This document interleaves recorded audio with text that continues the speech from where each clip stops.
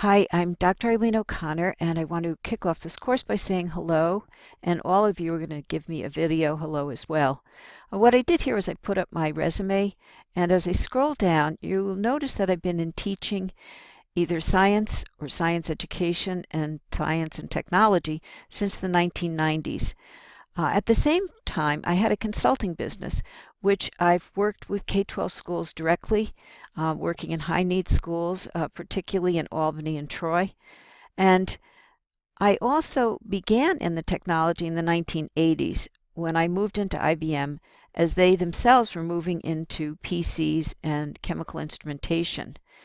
You know, what brought me to IBM was the fact that before then I had worked in both industry and government as a chemist.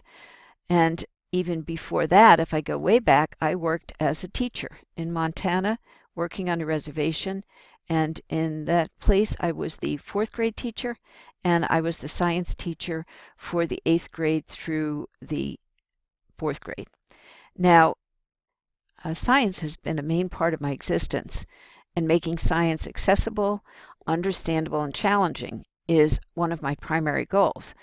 Now, why do I still do this? Well, you can see here is part of my family. This picture is about 4 years old, and I tend to see the world through the future eyes of the youth. Not only do I work with my own family, but I've worked with a group in Africa. Here's a young man that I've worked with trying to help bring education and funding over to the suffering people in South Sudan.